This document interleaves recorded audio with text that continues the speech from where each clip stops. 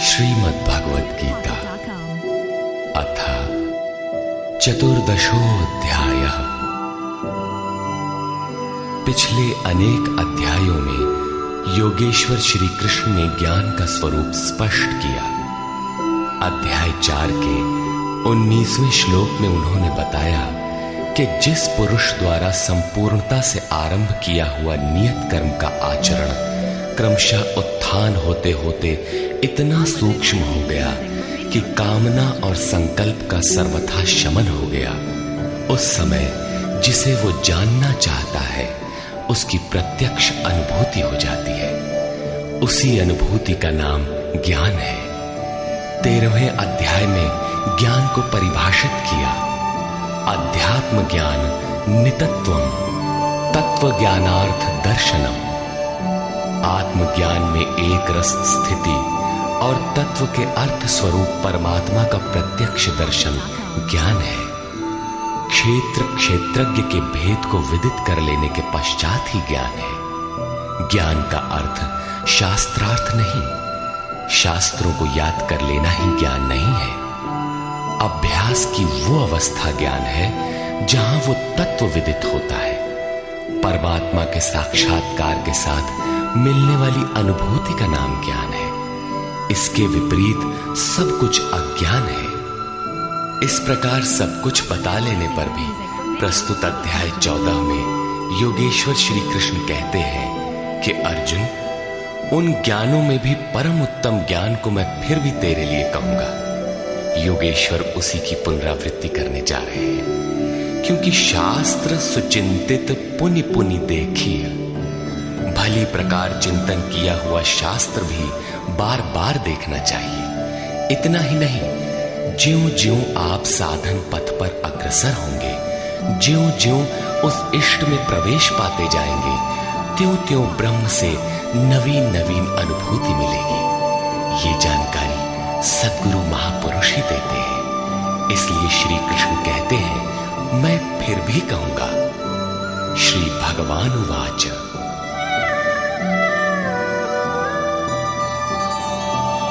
परं भूयः प्रवक्ष्यामि ज्ञानानां ज्ञानमुत्तमम् यज्ञात्वा मुनयः सर्वे परां सिद्धिमितो गताः।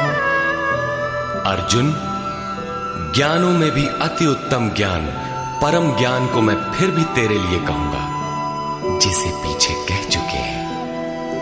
जिसे जानकर सब मुनिजन इस संसार से मुक्त होकर परम सिद्धि को प्राप्त होते हैं, जिसके बाद कुछ भी पाना शेष नहीं रहता।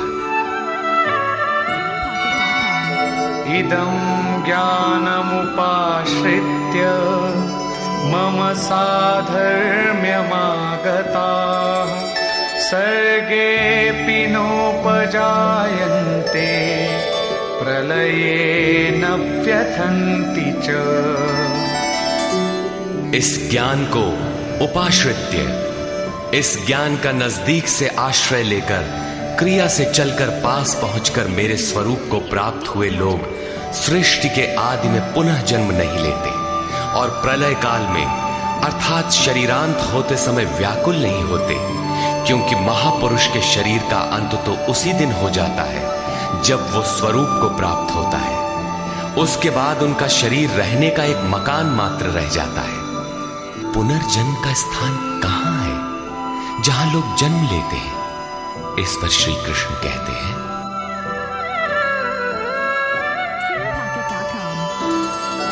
मम योनिर्महद् ब्रह्म तस्मिन् गर्भं दधाम्यहम् सम्भवः सर्वभूतानां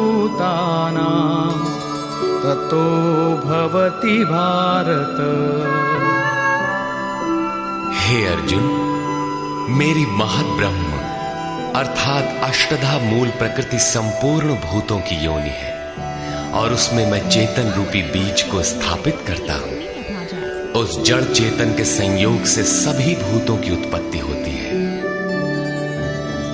सर्वयोनिषु योनिषु कौन्तेय मूर्तयः सम्भवन्ति याः तासां ब्रह्ममहद्योनिः अहं बीजप्रदः पिता। कौन्तेय, सब योनियों में जितने शरीर उत्पन्न होते हैं उन सब की योनि गर्भ धारण करने वाली माता 8 भेदों वाली मूल प्रकृति है और मैं ही बीज को स्थापन करने वाला पिता हूं। अन्य कोई न माता है न पिता। जब तक जड़ चेतन का संयोग रहेगा जन्म होते रहेंगे, निमित्त तो कोई न कोई बनता ही रहेगा। चेतन आत्मा जड़ प्रकृति में क्यों बंध जाती है? इस पर कहते हैं सत्वं रजस्तम इति गुणाः प्रकृति संभवाः निबध्नन्ति महाबाहो देहे देहिनमव्ययम्। महाबाहु अर्जुन, सत्वगुण, रजोगुण और तमोगुण प्रकृति से उत्पन्न हुए तीनों गुण ही इस अविनाशी जीवात्मा को शरीर में बांधते हैं। किस प्रकार? तत्र सत्वं निर्मलत्वात् प्रकाशकमनामयम् सुखसंगेन बध्नाति ज्ञानसंगेन चानघ। निष्पाप अर्जुन, उन तीनों गुणों में प्रकाश करने वाला निर्विकार सत्व गुण तो निर्मलत्वात्, निर्मल होने के कारण सुख और ज्ञान की आसक्ति से आत्मा को शरीर में बांधता है। सत्व गुण भी बंधन ही है।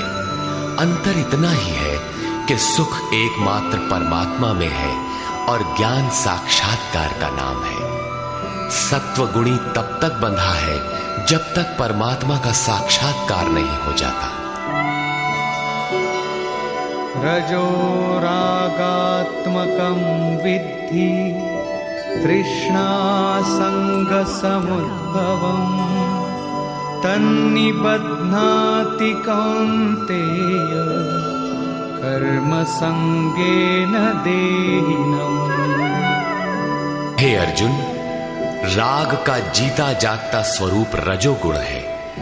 इसे तू कर्म संगेन, कामना और आसक्ति से उत्पन्न हुआ जान। वो जीवात्मा को कर्म और उसके फल की आसक्ति में बांधता है, वो कर्म में प्रवृत्ति देता है। तमस्त्वं ज्ञानजं विद्धि मोहनं सर्वदेहिनां प्रमादालस्य निद्राभिः तन्निबध्नाति भारत। अर्जुन, समस्त देहधारियों को मोहने वाले तमोगुण को तू अज्ञान से उत्पन्न हुआ जान।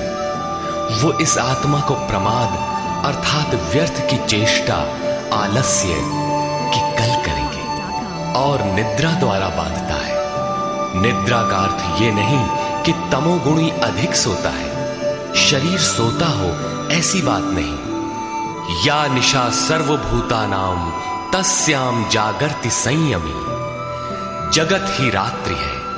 तमोगुणी व्यक्ति इस जगत रूपी निशा में रात दिन व्यस्त रहता है, प्रकाश स्वरूप की ओर अचेत रहता है।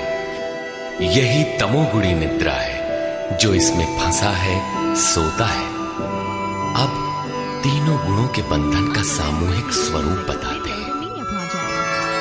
सत्वं सुखे संजयति रजः कर्मणि भारत ज्ञानमावृत्य तु तमः प्रमादे संजयत्युत। अर्जुन, सत्वगुण सुख में लगाता है, शाश्वत परम सुख की धारा में लगाता है।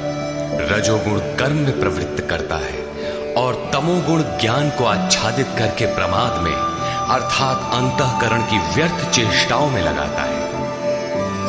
जब गुण एक ही स्थान पर एक ही हृदय में है तो अलग अलग कैसे विभक्त हो जाते हैं? इस पर योगेश्वर श्री कृष्ण बताते हैं,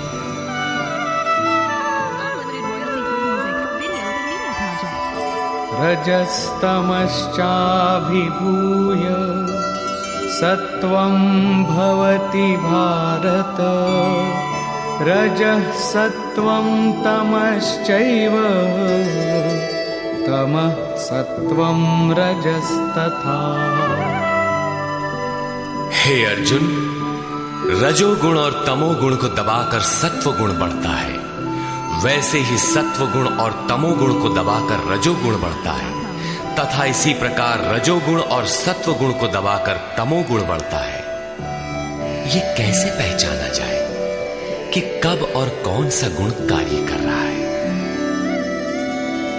सर्वद्वारेषु देहेऽस्मिन् प्रकाश उपजायते, ज्ञानं यदा तदा विद्यात् विवृद्धं सत्वमित्युत। जिस काल में इस शरीर तथा अंतःकरण और संपूर्ण इंद्रियों में ईश्वरीय प्रकाश और बोध शक्ति उत्पन्न होती है, उस समय ऐसा जानना चाहिए कि सत्व गुण विशेष वृद्धि को प्राप्त हुआ है, तथा लोभ प्रवृत्तिरारम्भः कर्मणामशमः स्पृहा, रजस्येतानि जायन्ते विवृद्धे भरतर्षभ। हे अर्जुन, रजोगुण की विशेष वृद्धि होने पर लोभ, कार्य में प्रवृत्त होने की चेष्टा, कर्मों का आरंभ, अशांति अर्थात मन की चंचलता, विषय भोगों की लालसा, ये सब उत्पन्न होते हैं। अब तमोगुण की वृद्धि में क्या होता है? अप्रकाशो प्रवृत्तिश्च प्रमादो मोह एव च, तमस्येतानि जायन्ते विवृद्धे कुरु नंदन। अर्जुन, तमोगुण के बढ़ने पर अप्रकाशः, प्रकाश परमात्मा का द्योतक है। ईश्वरीय प्रकाश की ओर न बढ़ने का स्वभाव, कार्यम कर्म, जो करने योग्य प्रक्रिया विशेष है, उसमें अप्रवृत्ति, अंतःकरण में व्यर्थ की चेष्टाओं का प्रवाह और संसार में मुग्ध करने वाली प्रवृत्तियां, ये सभी उत्पन्न होते हैं। इन गुणों की जानकारी से लाभ क्या है? यदा सत्वे प्रवृद्धे तु प्रलयं याति देहभृत्, तदोत्तमविदां लोकान् अमलान् प्रतिपद्यते।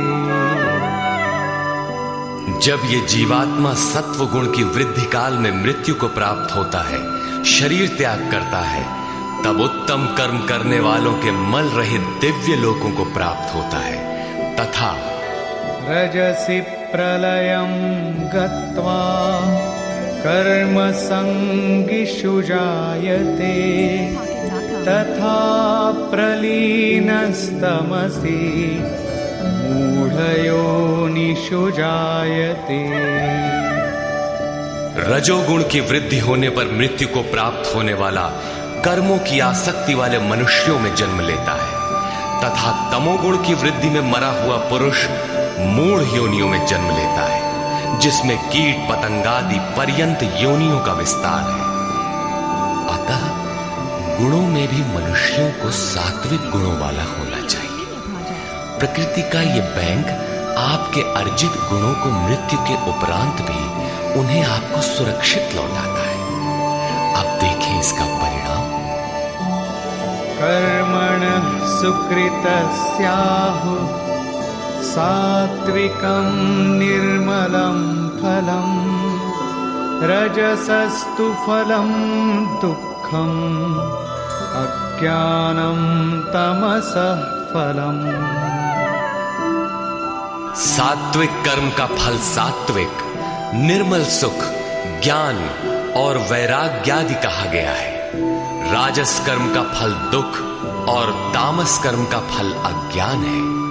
तथा सत्वात् संजायते ज्ञानम् रजसो लोभ एव च प्रमादमोहौ तमसो भवतो ज्ञानमेव च। सत्व गुण से ज्ञान उत्पन्न होता है। ईश्वरीय अनुभूति का नाम ज्ञान है। ईश्वरीय अनुभूति का प्रवाह होता है। रजोगुण से निसंदेह लोभ उत्पन्न होता है तथा तमोगुण से प्रमाद, मोह, आलस्य अर्थात अज्ञान ही उत्पन्न होता है। ये उत्पन्न होकर कौन सी गति देते हैं? ऊर्ध्वं गच्छन्ति सत्त्वस्था मध्ये तिष्ठन्ति राजसा जघन्यगुणवृत्तिस्था अधो गच्छन्ति तामसा। सत्व गुण में स्थित हुआ पुरुष ऊर्ध्व मूलम, उस मूल परमात्मा की ओर प्रवाहित होता है, निर्मल लोकों में जाता है।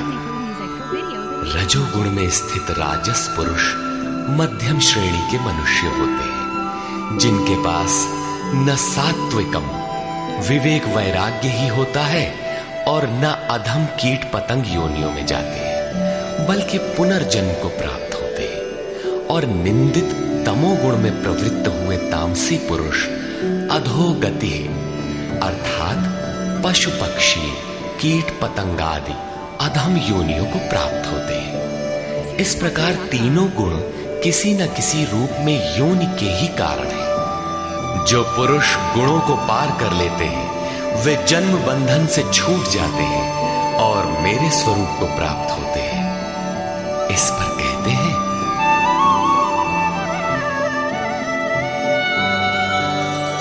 नान्यं गुणेभ्यः कर्तारं यदा द्रष्टानुपश्यति गुणेभ्यश्च परं वेत्ति मद्भावं सोऽधिगच्छति। जिस काल में दृष्टा आत्मा तीनों गुणों के अतिरिक्त अन्य किसी को करता नहीं देखता और तीनों गुणों से अत्यंत परे परम तत्व को वेत्ति विदित कर लेता है, उस समय वो पुरुष मेरे स्वरूप को प्राप्त होता है। ये बौद्धिक मान्यता नहीं है कि गुण गुणों में बरतते हैं। साधन करते करते एक ऐसी अवस्था आती है जहां उस परम से अनुभूति होती है कि गुणों के सिवाय कोई करता नहीं दिखता। उस समय पुरुष तीनों गुणों से अतीत हो जाता है। ये कल्पित मान्यता नहीं है। तथा इसी पर आगे कहते हैं गुणानेतानतीत्यत्रीन् देहि देह समुद्भवान् जन्म मृत्यु जरा दुःखैर् विमुक्तो मृतमश्नुते।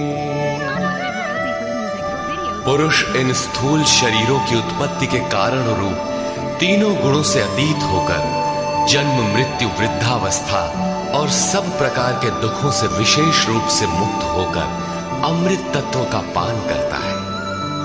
इस प्रकार अर्जुन ने प्रश्न किया। अर्जुन उवाच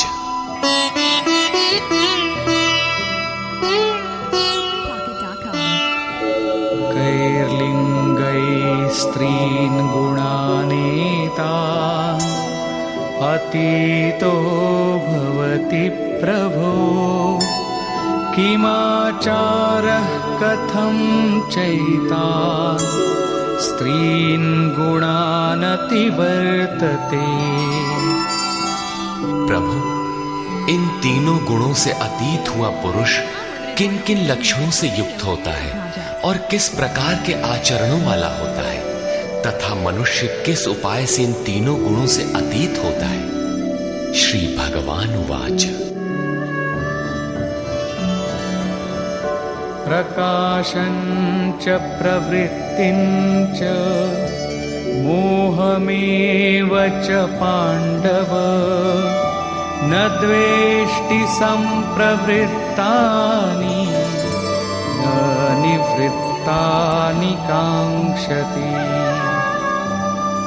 अर्जुन के उपर्युक्त तीनों प्रश्नों का उत्तर देते हुए योगेश्वर श्री कृष्ण ने कहा, अर्जुन, जो पुरुष सत्व गुण के कार्य रूप ईश्वरीय प्रकाश, रजोगुण के कार्य रूप प्रवृत्ति और तमोगुण के कार्य रूप मोह को न तो प्रवृत्त होने पर बुरा समझता है और न निवृत्त होने पर उनकी आकांक्षा ही करता है, तथा उदासीनवदासीनो गुणैर्यो न विचाल्यते गुणा वर्तन्त इत्येव योऽवतिष्ठति नेङ्गते।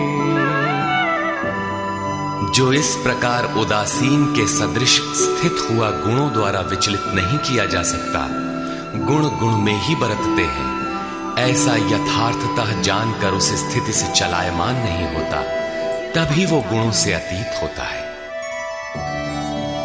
समदुःख सुख स्वस्थः समलोष्टाश्मकाञ्चनः तुल्यप्रिया प्रियो धीरस् तुल्यनिन्दात्मसंस्तुतिः। जो निरंतर स्वयं में अर्थात आत्मभाव में स्थित है, सुख और दुख में सम है, मिट्टी पत्थर और स्वर्ण में भी समान भाव वाला है, धैर्यवान है, जो प्रिय और अप्रिय को बराबर समझता है, अपनी निंदा तथा स्तुति में भी समान भाव वाला है, और मानापमानयोस्तुल्यस् तुल्यो मित्रारिपक्षयो सर्वारंभ परित्यागी गुणातीतः स उच्यते। जो मान और अपमान में सम है, मित्र और शत्रु पक्ष में भी सम है, वो संपूर्ण आरंभों से रहित हुआ पुरुष गुणातीत कहा जाता है। श्लोक 22 से 25 तक गुणों से अतीत पुरुष के लक्षण और आचरण बताए गए कि वो चलायमान नहीं होता, गुणों के द्वारा विचलित नहीं किया जा सकता, स्थिर रहता है। अब प्रस्तुत है गुणों से अतीत होने की विधि।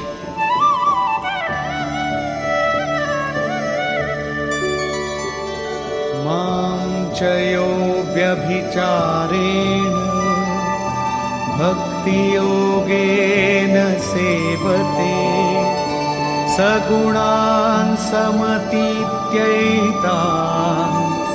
ब्रह्म भूयाय कल्पते। जो पुरुष अव्यभिचारिणी भक्ति द्वारा अर्थात इष्ट के अतिरिक्त अन्य सांसारिक स्मरणों से सर्वथा रहित होकर योग द्वारा अर्थात उसी नियत कर्म द्वारा मुझे निरंतर भजता है, वो इन तीनों गुणों का अच्छी प्रकार उल्लंघन करके पर ब्रह्म के साथ एक होने के योग्य होता है, जिसका नाम कल्प है।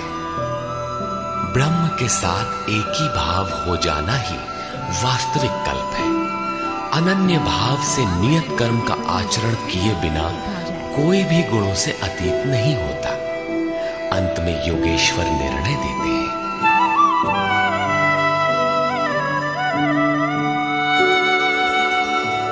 ब्रह्मणो हि प्रतिष्ठाहम् अमृतस्याव्ययस्य च शाश्वतस्य च धर्मस्य सुखस्य एकांतिकस्य च। हे अर्जुन, उस अविनाशी ब्रह्म का जिसके साथ वो कल्प करता है, जिसमें वो गुणातीत एक ही भाव से प्रवेश करता है, अमृत का, शाश्वत धर्म का और उस अखंड एक रस आनंद का मैं ही आश्रय, अर्थात परमात्म स्थित सद्गुरु ही इन सब का आश्रय है। श्री कृष्ण एक योगेश्वर थे। अब यदि आपको अव्यक्त अविनाशी ब्रह्म, शाश्वत धर्म, अखंड एक रस आनंद की आवश्यकता है तो किसी तत्व स्थित अव्यक्त स्थित महापुरुष की शरण लें। उनके द्वारा ही यह संभव है। निष्कर्ष, इस अध्याय के आरंभ में योगेश्वर श्री कृष्ण ने कहा कि अर्जुन, ज्ञानों में भी अति उत्तम परम ज्ञान को मैं फिर भी तेरे लिए कहूंगा, जिसे जानकर मुनिजन उपासना के द्वारा मेरे स्वरूप को प्राप्त होते हैं। फिर सृष्टि के आदि में वे जन्म नहीं लेते, किंतु शरीर का निधन तो होना ही है। उस समय वे व्यथित नहीं होते। वे वास्तव में शरीर तो उसी दिन त्याग देते हैं जिस दिन स्वरूप को प्राप्त होते हैं। प्राप्ति जीते जी होती है, किंतु शरीर का अंत होते समय भी वे व्यथित नहीं होते। प्रकृति से उत्पन्न हुए रज, सत्व और तम तीनों गुण ही इस जीवात्मा को शरीरों में बांधते हैं। दो गुणों को दबाकर तीसरा गुण बढ़ाया जा सकता है। गुण परिवर्तनशील है। प्रकृति जो अनादि है, नष्ट नहीं होती, बल्कि गुणों का प्रभाव डाला जा सकता है। गुण मन पर प्रभाव डालते हैं। जब सत्व गुण की वृद्धि रहती है तो ईश्वरीय प्रकाश और बोध शक्ति रहती है। रजोगुण रागात्मक है। उस समय कर्म का लोभ रहता है, आसक्ति रहती है, और अंतःकरण में तमोगुण कार्य रूप लेने पर आलस्य प्रमाद घेर लेता है। सत्व की वृद्धि में मृत्यु को प्राप्त पुरुष ऊपर के निर्मल लोकों में जन्म लेता है। रजोगुण की वृद्धि को प्राप्त हुआ मनुष्य मानव योनि में ही लौट कर आता है, और तमोगुण की वृद्धि काल में मनुष्य शरीर त्याग कर अधम अर्थात पशु, कीट, पतंग इत्यादि योनि को प्राप्त होता है। इसलिए मनुष्यों को क्रमशः उन्नत गुण सात्विक की ओर बढ़ना चाहिए। वस्तुतः तीनों गुण किसी न किसी योनि के ही कारण हैं। गुण ही आत्मा को शरीरों में बांधते हैं, इसलिए गुणों से अतीत होना चाहिए। वे जिससे मुक्त होते हैं उसका स्वरूप बताते हुए योगेश्वर ने कहा, अष्टधा मूल प्रकृति गर्भ को धारण करने वाली माता है, और मैं ही बीज रूप पिता हूं। अन्य न कोई माता है न पिता। जब तक यह क्रम रहेगा तब तक चराचर जगत में निमित्त रूप से कोई न कोई माता पिता बनते रहेंगे, किंतु वस्तुतः प्रकृति ही माता है, मैं ही पिता। अर्जुन ने 3 प्रश्न किए। गुणातीत पुरुष के क्या लक्षण है, क्या आचरण है, और किस उपाय से मनुष्य इन तीनों गुणों से अतीत होता है। इस पर योगेश्वर श्री कृष्ण ने गुणातीत पुरुष के लक्षण और आचरण बताए, और अंत में गुणातीत होने का उपाय बताया कि जो पुरुष अव्यभिचारिणी भक्ति और योग के द्वारा निरंतर मुझे भजता है, वह तीनों गुणों से अतीत हो जाता है। अन्य किसी का चिंतन न करते हुए निरंतर इष्ट का चिंतन करना अव्यभिचारिणी भक्ति है। जो संसार के संयोग वियोग से सर्वथा रहित है, उसी का नाम योग है। उसको कार्य रूप देने की प्रणाली का नाम कर्म है। यज्ञ जिससे संपन्न होता है वह हरकत कर्म है। अव्यभिचारिणी भक्ति द्वारा उस नियत कर्म के आचरण से ही पुरुष तीनों गुणों से अतीत होता है, और अतीत होकर ब्रह्म के साथ एक ही भाव के लिए पूर्ण कल्प को प्राप्त करने के लिए योग्य होता है। गुण जिस मन पर प्रभाव डालते हैं उसके विलय होते ही ब्रह्म के साथ एक ही भाव हो जाता है। यही वास्तविक कल्प है। अतः बिना भजन किए कोई गुणों से अतीत नहीं होता। अंत में योगेश्वर श्री कृष्ण निर्णय देते हैं, वह गुणातीत पुरुष जिस ब्रह्म के साथ एक ही भाव में स्थित होता है, उस ब्रह्म का, अमृत तत्व का, शाश्वत धर्म का और अखंड एक रस आनंद का मैं ही आश्रय हूं, अर्थात प्रदान करता हूं। अब तो श्री कृष्ण चले गए। अब वह आश्रय तो चला गया, तब तो बड़े संशय की बात है, वह आश्रय अब कहां मिलेगा। लेकिन नहीं, श्री कृष्ण ने अपना परिचय दिया है कि वे एक योगी थे, स्वरूपस्थ महापुरुष थे। शिष्यस्ते अहम शाधिमाम त्वाम प्रपन्नम। अर्जुन ने कहा, मैं आपका शिष्य हूं, आपकी शरण हूं, मुझे संभालिए। स्थान स्थान पर श्री कृष्ण ने अपना परिचय दिया, स्थित प्रज्ञ महापुरुष के लक्षण बताए और उनसे अपनी तुलना की। अतः स्पष्ट है कि श्री कृष्ण एक महात्मा योगी थे। अब यदि आपको अखंड एक रस आनंद, शाश्वत धर्म अथवा अमृत तत्व की आवश्यकता है, तो इन सब की प्राप्ति के स्रोत एकमात्र सद्गुरु है। सीधे पुस्तक पढ़कर इसे कोई नहीं पा सकता। जब वही महापुरुष आत्मा से अभिन्न होकर रथी हो जाते हैं, तो शनैः शनैः अनुरागी को संचालित करते हुए उसके स्वरूप तक, जिनमें वे स्वयं प्रतिष्ठित हैं, पहुंचा देते हैं। वही एकमात्र माध्यम है। इस प्रकार योगेश्वर श्री कृष्ण ने अपने को सबका आश्रय बताते हुए इस 14वें अध्याय का समापन किया, जिसमें गुणों का विस्तार से वर्णन है। अतः ओम तत्सदिति श्रीमद् भगवद गीता सूपनिषत्सु ब्रह्म विद्यायाम योग शास्त्रे श्री कृष्णार्जुन संवादे गुणत्रय विभाग योगो नाम चतुर्दशोऽध्यायः। इस प्रकार स्वामी अड़गड़ानंद कृत श्रीमद् भगवद गीता के भाष्य यथार्थ गीता का 14वां अध्याय पूर्ण हुआ। हरि ओम तत्सत्।